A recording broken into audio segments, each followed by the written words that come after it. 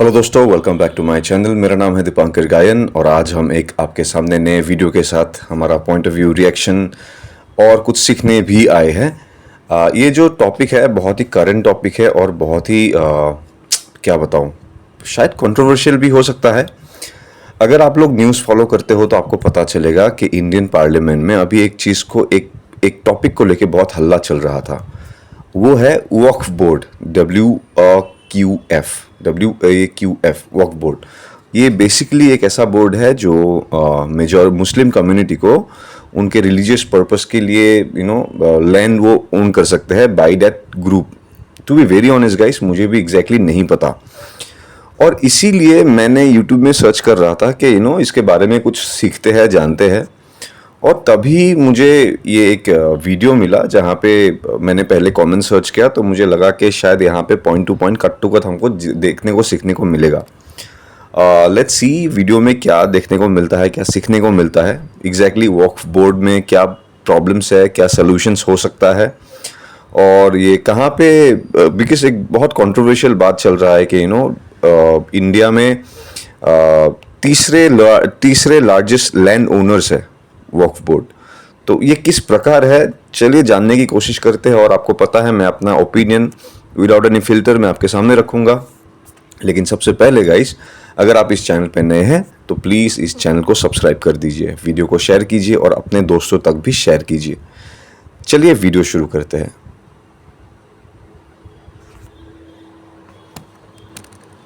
वक्फ board मुस्लिम समाज को दिया गया वो दानव जो इंच दर इंच भारत की भूमि को खा रहा था। आज उस दानव के दांत तोड़ने वाला बिल संसद में पेश हुआ। Thank you very much for giving me opportunity to raise an objection on this draconian law which is introduced by the government. Bill आते ही इसका विरोध आरंभ हो गया।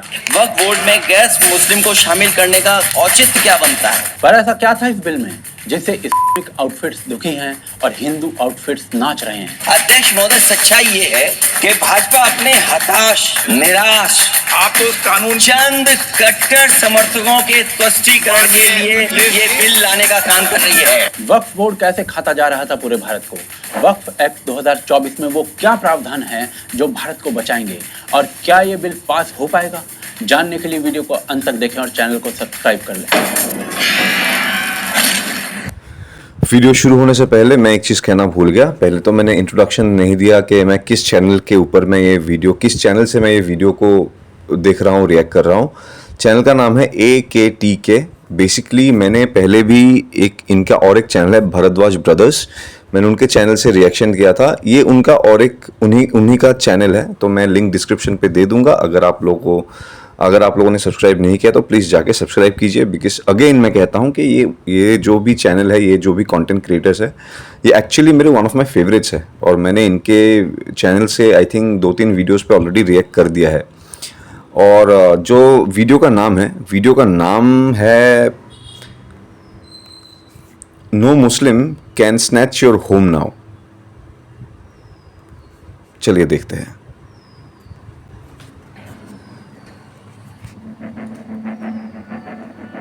तो आज संसद में वो बिल लाया गया जो वक्फ बोर्ड को आपकी जमीन छीनने से रोक सकता है, वक्फ अमेंडमेंट एक्ट 2024। इस बिल पर बहस शुरू हुई और इस पर कांग्रेस के सांसदों ने विलाप करना शुरू कर दिया।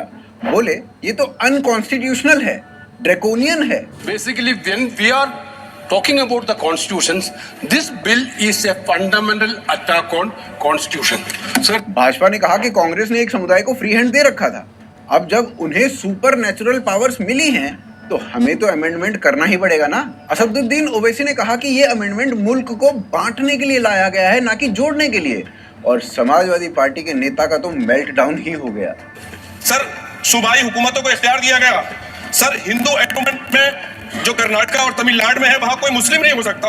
और 26 में आर्टिकल 26 का वायलेशन है। 4 धाम में ये लिखा हुआ वाज़ेह तौर पर कि सिर्फ हिंदू होगा।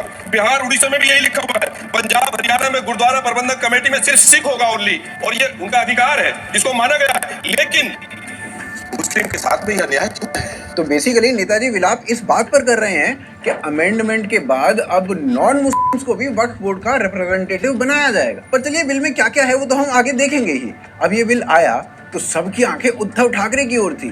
भाई पुराने हिंदू है ना, तो इन्होंने कहा कि हम इस बिल पर अभी कुछ नहीं बोलना चाहते, और साथ ही ये भी कह दिया जिस तरीके से वो वक्फ बिल लाया गया है, मैं पूछना चाहती हूँ क्या उनके अलायंस में भी इसके बारे में डिस्कशन हुआ है? क्या जेडीयू और टीडीपी इस वक्फ बिल को देख चुके हैं और क्या उन्होंने अपनी मंजूरी दी है? तो प्रियंका जी जेडीयू साथी है, देखिए। सदस्यों की बात सुनने से ऐसा लग रहा है जैसे यह जो संशोधन लाया गया वक्फ बोर्ड के कानून में, यह मुसलमान विरोधी है। कहाँ से ये मुसलमान विरोधी है? कौन सा इसका कानून मुसलमान विरोधी बताता है? हाँ, टीडीपी भी साथी है। और हाँ प्रियंका जी, एकनाथ शिंदे वाली शिवसेना, उन्होंने क्या कहा वो तो आप अवश्य ही सुनिए। मुझे लगता है कि इन सभी को वक्फ पे कुछ अच्छा डेवलपमेंट हो, अच्छे स्कूल्स बने, कॉलेज बने, अस्पताल बने, ये इनको नहीं चाहिए। इनको सिर्फ जो है इनका वोट बैंक जो है, ये वोट बैंक खुश करने के लिए, एक समाज को खुश करने के लिए जो है यहाँ पर इस बिल का विरोध कर रहे हैं। ये अच्छा था गुरु, क्योंकि जो ये ऐसा सेम लाइन मैंने राम मंदिर के टाइम पे भी सुना था कि पता नहीं ऑपोजिशन पार्टी या फिर किसी ने तो कहा था कि हम वहाँ पे राम मंदिर नहीं, मंदिर यूनिवर्सिटी बना देते हैं। तो लोग वर्षों से ये बोलते रहे कि राम मंदिर के स्थान पर स्कूल, कॉलेज, हॉस्पिटल बनवा दो। आज वही लोग वक्फ को जमीन दिलवाना चाहते हैं। पर चलिए अब प्रश्न ये है कि इतना बवाल हो क्यों रहा है इस बिल पर, और इस बिल में ऐसा क्या है जो मुस्लिम समाज के विरोध में जाता है? क्या वक्फ की जमीन छीनी जाएगी या वक्फ ही आपकी जमीन छीन रहा था? तो उसे समझने के लिए ना वक्फ बोर्ड का संक्षिप्त इतिहास समझना पड़ेगा। तो चलिए वही समझते हैं। तो 1947 में देश स्वाधीन हुआ। भारत से मुस्लिम समुदाय पाकिस्तान गया और उनकी प्रॉपर्टी यहीं छूट गई। इसमें से काफी संपत्ति को नेहरू जी ने वक्फ की संपत्ति घोषित कर दिया। 1954 में नेहरू जी की सरकार वक्फ कानून लेकर आई वक्फ की रक्षा करने के लिए। इससे हर राज्य का एक वक्फ बोर्ड बन गया और यहाँ से वक्फ बोर्ड एक ऑफिशियल बॉडी बन गई। पर असली काम किया वक्फ एक्ट 1995 ने। क्या था इस एक्ट में? तो इस एक्ट के अनुसार वक्फ बोर्ड किसी भी संपत्ति को अपनी संपत्ति घोषित कर सकता था, केवल एक सर्वेक्षण के आधार पर। और इस सर्वेक्षण को ना वक्फ के ही लोग करते थे। पर कैसे? एक कहानी से समझाता हूँ। सलीम और आदित्य दो लोग हैं, दोनों आसपास ही रहते हैं और दोनों के पास कुछ भूमि है, पर भूमि की मैपिंग के रिकॉर्ड्स नहीं है। ऐसे में सलीम आदित्य की भूमि को वक्फ डिक्लेयर कर देता है, ये कहते हुए कि ये भूमि कब्रिस्तान की भूमि है, और स्वयं को उस भूमि का वक्फ ट्रस्टी घोषित कर देता है। बस इतना करके एक भूमि को वक्फ बोर्ड की भूमि बनाया जा सकता है। इसके बाद सलीम को इस भूमि को वक्फ के पास रजिस्टर करवाना पड़ता है और भूमि वक्फ की हो जाती है। अब वक्फ बोर्ड को ना आदित्य को नोटिस भी नहीं देना है कि अब ये भूमि जो आदित्य की थी वक्फ की हो गई है। यदि फिर भी आदित्य को कैसे ना कैसे पता चल गया कि उनकी जमीन लूटी जा चुकी है, और यदि 1 साल तक आदित्य ने केस नहीं किया, तो इस मुद्दे पर ना भूमि परमानेंट वक्फ की हो जाएगी। अब इस एक्ट के सेक्शन 85 के अनुसार ये तो बेईमानी है भाई, ये तो फुल ऑन, मतलब आई एम श्योर मैं ये बहुत ऑथेंटिक चैनल है भाई। 14.3 लाख सब्सक्राइबर्स है और इनके और 2 चैनल्स हैं जहाँ पे भी millions and millions of subscribers है। मैं बहुत अश्योरेंस के साथ कहना चाहता हूँ कि ये लोग बहुत रिसर्च करते हैं, बहुत ऑथेंटिक बात करते हैं। लेकिन भाई मतलब अगर आप मेरे कोई मुस्लिम भाई देख रहा है तो आप प्लीज़, बिकॉज मुझे जानना है आपका ओपिनियन क्या है, कैसा है, बिकॉज हो सकता है कि आपका पॉइंट ऑफ व्यू भी जानना बहुत इम्पोर्टेंट है। लेकिन वेरी फ्रैंकली मतलब ये तो बेईमानी है। अगर मैं एक हिंदू पर्सपेक्टिव से देखूं, अगर जैसे भाई ने कहा आदित्य और सलीम का जो एग्जाम्पल दिया, ये तो बहुत हैवी बेईमानी है भाई। आदित्य केस को ना सामान्य कोर्ट में नहीं कर सकता, उसे केस वक्फ ट्रिब्यूनल कोर्ट में ही करना होगा, जो कि वक्फ की एक स्पेशल कोर्ट है, और आदित्य का केस हारना तय है। वक्फ ये तो बेईमानी के ऊपर हो गया। मतलब आप नॉर्मल कोर्ट में भी केस नहीं कर सकते। ये तो मेरे पास वर्ड्स नहीं है इसको समझाने के लिए। मतलब ऐसा है कि चलिए बात करते हैं, मुझे वर्ड्स कलेक्ट करने दीजिए। एक्ट 1995 के इन्हीं पैतरों को यूज करते हुए वक्फ बोर्ड कितने ही हिंदुओं के गांव, घर, जमीन, मंदिर कब्जा कर चुके हैं, और जिसे ना हम आगे देखेंगे भी। पर अभी ये जानते हैं कि वक्फ एक्ट 2024 इस राक्षस की नाक में नकेल कैसे डाल रहा है। देखिए, वक्फ एक्ट 1995 में क्या क्या कांड हो रहे थे ये जानना आवश्यक था, ये जानने के लिए कि वक्फ एक्ट 2024 आपको किन मुसीबतों से बचा रहा है। इस एक्ट को संसद में प्रेजेंट करने से पहले 40 संशोधन किए गए हैं, जिनमें से सबसे मुख्य मैं आपको बताता हूँ। इस एक्ट के अनुसार अब वक्फ बोर्ड ये निर्णय नहीं ले पाएगा कि कोई भूमि वक्फ की संपत्ति है या नहीं। ये निर्णय डिस्ट्रिक्ट कलेक्टर का होगा। सरल शब्दों में, यदि वक्फ को लगता है कि कोई प्रॉपर्टी उसकी है तो वो पहले डिस्ट्रिक्ट कलेक्टर को बताएगा। ये आज क्यों, ये तो पहले से यही होना चाहिए था। I mean, देखो, अगर ये एक्ट है और ऐसा काम करता है, मतलब बेसिकली यही है ना, आप सोसाइटी को डिवाइड कर रहे हो। बिकॉज अगर मैं आज से 30-50 साल पहले अगर मैं ज़मीन खरीदने, मतलब मुझे तो एक ही प्रोसेस से जाना होगा, लीगल वे से जाना होगा। लेकिन अगर मैं एक दूसरे कम्युनिटी को ऐसा कुछ प्रोसेस दे दूँ तो वहाँ पे ही तो आप डिवाइड एंड रूल कर रहे हो। डिफरेंसेस तो ऐसे ही क्रिएट होता है ना। इसके बाद यही डिस्ट्रिक्ट कलेक्टर उसे वेरीफाई करेगा, जिसके बाद रिपोर्ट बनेगी और तब संपत्ति वक्फ की होगी। वैसे डिस्ट्रिक्ट कलेक्टर ना, उनका ट्रांसफर होता रहता है। पहले क्या होता था कि अगर किसी भूमि का इस्लामिक तरीके से प्रयोग होता आया था तो केवल प्रयोग करने के कारण भूमि वक्फ की हो जाती थी। उदाहरण के लिए इल्लीगल मजार बनाकर वक्फ भूमि बनाना, इसे वक्फ बाय यूज कहते थे। पर नए कानून में इस वक्फ बाय यूज को अबॉलिश कर दिया गया है। वक्फ के पास कागज होगा तो ही जमीन उसकी मानी जाएगी, चाहे कितने ही समय से उस पर कोई मजार। इसमें मैं एक चीज़ तो कहूँगा, प्लीज़ आप अगर आप इंडियन हो, आप मेरे भाई हो, उसमें कोई डाउट नहीं है। और आप किसी भी कम्युनिटी से हो, प्लीज़ नेगेटिव वे में मत लेना। बिकॉज जो गलत है, मैंने पहले भी कहा था, मुझे बोलना है, मैं अपना विदाउट फिल्टर में बात करूँगा यहाँ पे। जो भाई ने कहा ना बहुत इलीगल मज़ार या फिर ऐसा है, एक्चुअली में है इलीगल, बहुत है। मतलब ऐसे ऐसे जगह पे है जहाँ पे मान लीजिए 1 साल तक कुछ नहीं था, फिर आप सडनली जाओगे गांव के अंदर कहीं पे भी आपको उधर मज़ार दिख जाएगा। और एक कम्युनिटी से वहाँ पे एक पब्लिक गैदरिंग हो जाता है। सो टेक्निकली आप जगह को क्लेम करने लगते हो उस बेसिस पे कि आपके वहाँ पे किसी ने जस्ट एक सिंगल इंडिविजुअल ने अपना पैसा लगा के एक मज़ार बना दिया। तो ये तो गलत बात है। आपको करना है करिए, आप सरकार से परमिशन लेके आइए जैसे हम करते हैं। इससे बेनिफिट क्या है कि आपके और मुझ में कोई डिफरेंस नहीं रहेगा, हम इक्वली रह पाएंगे। लेकिन जैसे ही आपको स्पेशल प्रिविलेज मिला या फिर हमको मिला तो डिफरेंस आएगा ही।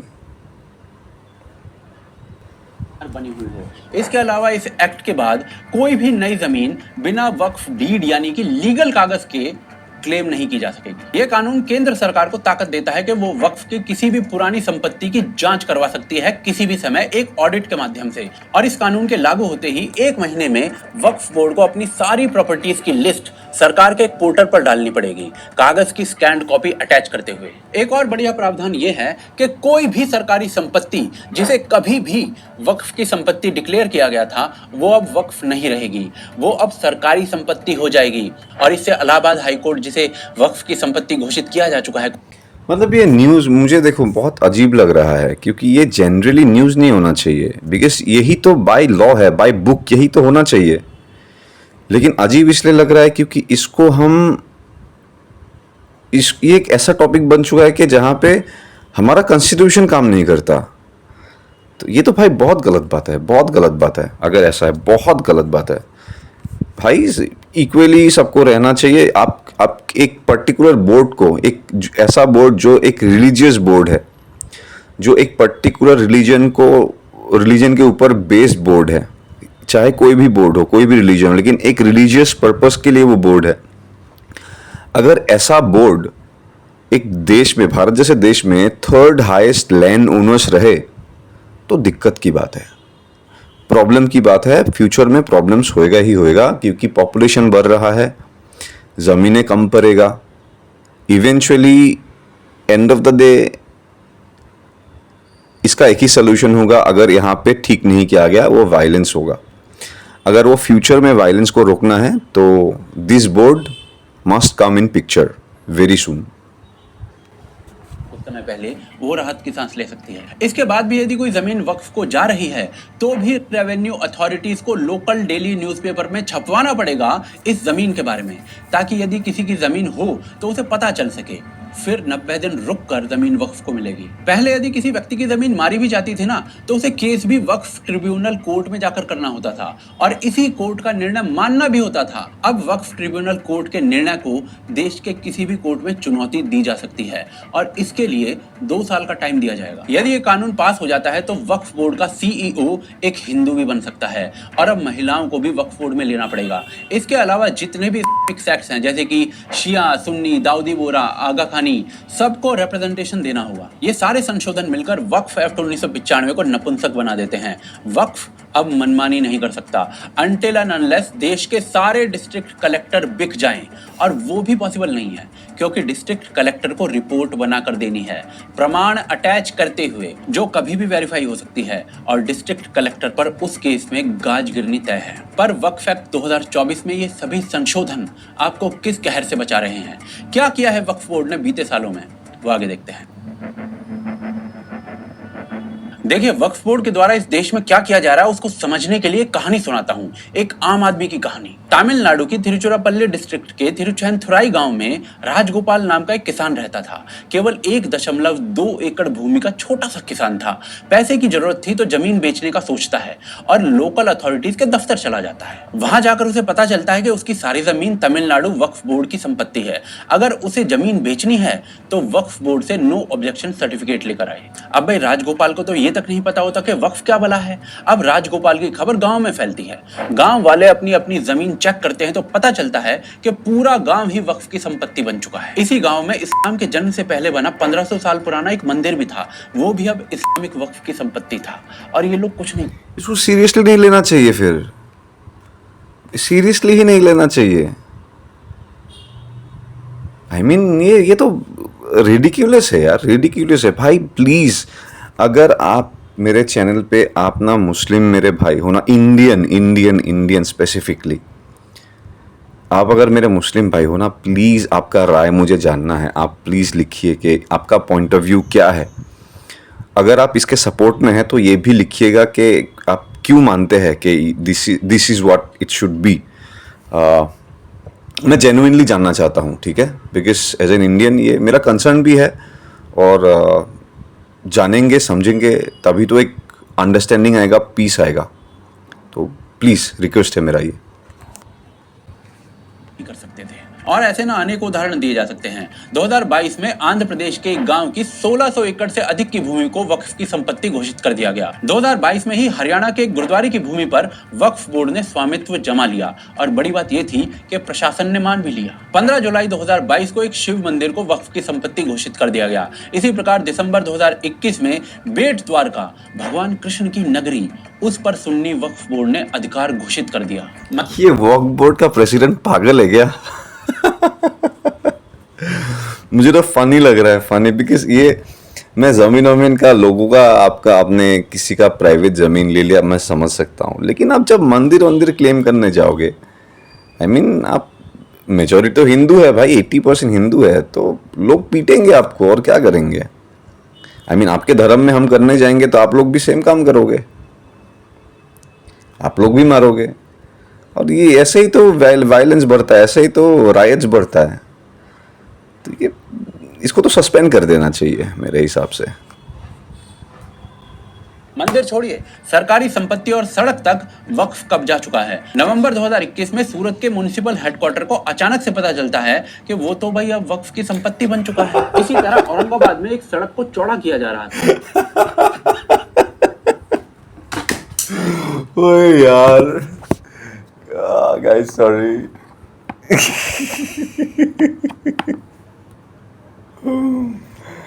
अरे यार, सरकारी ऑफिस ये कॉमेडी चल रहा है क्या इधर?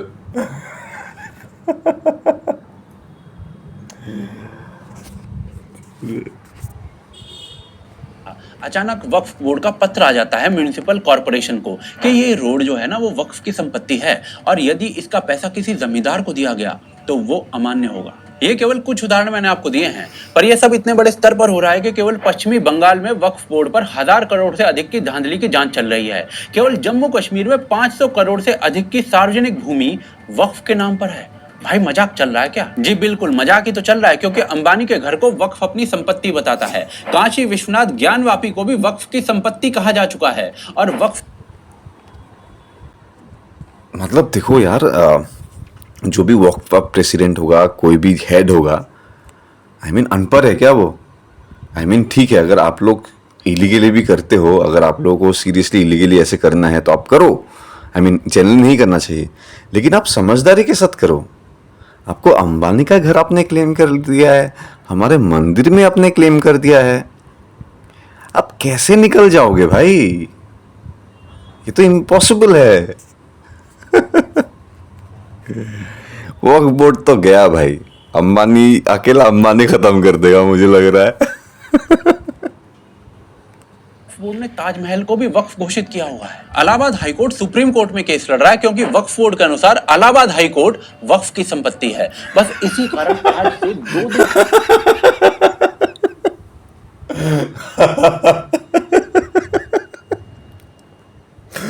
ओह माय गॉड यार, कॉमेडी है भाई, कॉमेडी है यार, कॉमेडी शो चल रहा है यार।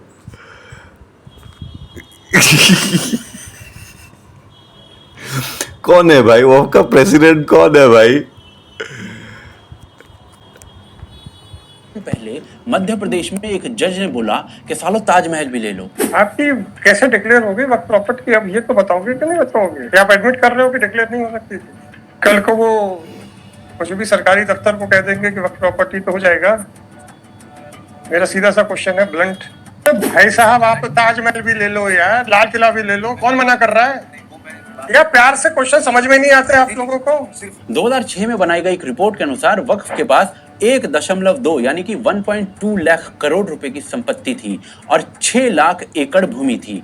आज वक्फ के पास 9,40,000 एकड़ भूमि है। केवल 17 सालों में वक्फ अपने नाम 3,40,000 एकड़ से अधिक भूमि बढ़ा चुका है। साफ साफ काली चोरी हो रही है, पर इन चोरों का अभी भी कहना है कि देश में वक्फ की 17,000 संपत्ति ऐसी हैं जिन पर दूसरों ने कब्जा कर रखा है। वाह भाई वाह, आप लोग तो साला सांप को जहर बनाना सिखा दो। बेचारी माइक्रोसॉफ्ट हैदराबाद में ऑफिस स्पेस लेती है ये सोच करके साला धंधा करेंगे। उन्हें पता चलता है कि वक्फ बोर्ड बैठा है उनका ऑफिस कब्जाने के लिए। माइक्रोसॉफ्ट छोड़िए, वक्फ बोर्ड 77% दिल्ली की भूमि और 43% हैदराबाद को अपना क्लेम करता है, जिसमें आपका घर भी पक्का होगा। तो बस फिर आप सोचिए कि वक्फ एक्ट 2024 कितना आवश्यक है।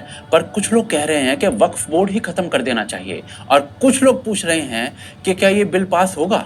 जनरल ओपिनियन मेरा भी यही है। ये सब जानने के बाद ना इसको डेफिनेटली खत्म कर देना चाहिए, ताला मार के ना फेंक देना चाहिए। बिकॉज़ ये तो ओपन गद्दारी है, ये तो ओपन बेईमानी है। अगर मैं एक नॉर्मल ह्यूमन बीइंग के दिमाग से सोचूं, ये तो भाई गद्दारी है, ये तो बेईमानी है। इसको फाड़ के फेंक देना चाहिए, देश के बाहर कर देना चाहिए। इसके जवाब आगे देखते हैं।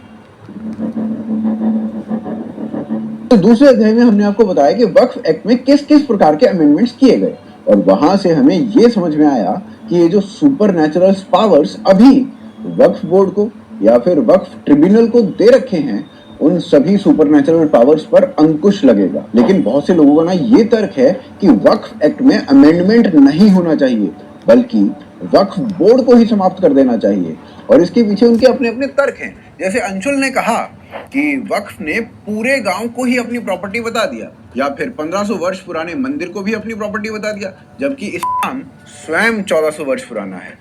या फिर ये वीडियो जिसमें वक्फ बोर्ड के मेंबर बोल रहे हैं कि वक्फ को इतना स्ट्रॉन्ग कर देंगे कि वो भारत की सरकार को लोन दे सके। मुसलमानों को किसी रिजर्वेशन की जरूरत नहीं, मुसलमान को किसी कर्ज की जरूरत नहीं। अगर मुसलमान अपना वक्फ बोर्ड सही हिसाब से चलाएगा तो मुसलमान हुकूमत को कर्जा दे सकता है। 27,000 एकड़ जमीन गुलबर्गा के अंदर, 27,000 एकड़ जमीन वक्फ बोर्ड की मिल्कियत है।